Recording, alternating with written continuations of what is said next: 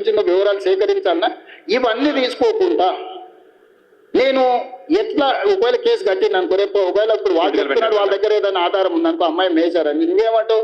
బండి సంజయ్ మీద పడక వాళ్ళ పిల్లగాని మీద రేవంత్ రెడ్డి రాజకీయాన్ని ఎదుర్కోలేక పిల్లగాన్ని అడ్డం పెట్టుకొని రాజకీయాలు చేస్తుండు. ఒక రోజు లేట్ కావచ్చు ఆధారాలు సేకరించాలి. శిక్ష నుంచి ఎవరు తప్పించుకోలేరు.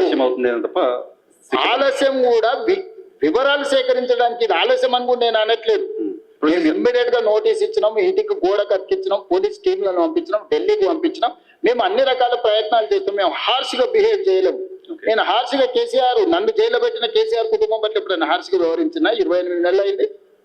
నువ్వు ఎట్లా ఎక్స్పెక్ట్ చేస్తున్నావు? కేటీఆర్ కు బండి సంజయ్ మీద కోపం ఉండొచ్చు, అదే మా పార్టీలో వాళ్ళకి ఎవరైనా మిత్రులు ఉండొచ్చు బీజేపీలో. కవిత గారు ఏం చెప్పిండు? బీజేపీలో విలీనం చేయడానికి హరీష్ కేటీఆర్ నా దగ్గర జైలు ప్రతిపాదన చేస్తే నేను తిట్టేలు కొట్టినని చెప్పిందా? అట్లా కాదు. అంటే విలీనం చేయాలన్నప్పుడు మరి బండి సంజయ్ ఏమైనా వ్యతిరేకించిందా వీళ్ళను? మీ పగ ఏంది బండి సంజయ్ మీద? మీరేమన్నా కొట్లాడుకోండియా. నేను ప్రభుత్వాన్ని నడుపుతున్నా, నేను సత్రం నడుపుతలేను. నేను ప్రభుత్వం నడిపేటప్పుడు బాధ్యతాయుతంగా వ్యవహరిస్తాను. నేను చట్ట ప్రకారం బండి సంజయ్కు మినహాయింపు లేదు, ఎవ్వరికి మినహాయింపు లేదు. ఇది పిల్లలకు సంబంధించిన విషయము. దీన్ని జాగ్రత్తగా వ్యవహరిస్తున్నాము, మేము ఆచితూచి వ్యవహరిస్తున్నాము. ఏ ముద్దాయి కూడా తప్పించుకోడు. నేను బాధిత కుటుంబానికి అష్యూర్ చేస్తున్నా 100% ఈ ప్రభుత్వం బాధితులకు అండగా నిలబడుతుంది. తప్పు చేసిన వాళ్ళను తప్పకుండా శిక్షిస్తుంది.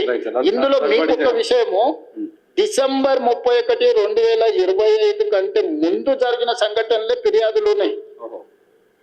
జనవరి 1, 2026 నుంచి ఇక్కడి వరకు ఫిర్యాదుల సంఘటనలు లేవు. 4-5 నెలల క్రితం జరిగిన సంఘటనల మీద ఫిర్యాదు వచ్చినప్పుడు 4-5 నెలల కింద ఎక్కడెక్కడ సంఘటనలు జరిగిన వివరాలు సేకరించడం కొంత సమయం పట్టదా?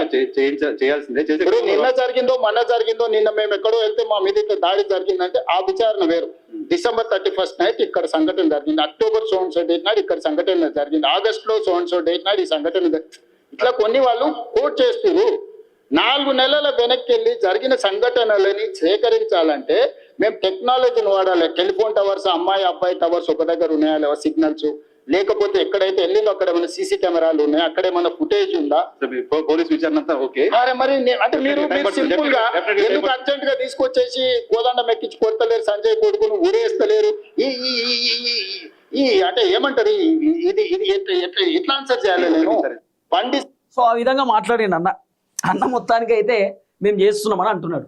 మరి ఇది ఎక్కడ దాకా పోతుంది ఏందో చూడాలి. మరి ఇంకెప్పుడు అరెస్ట్ చేస్తాడో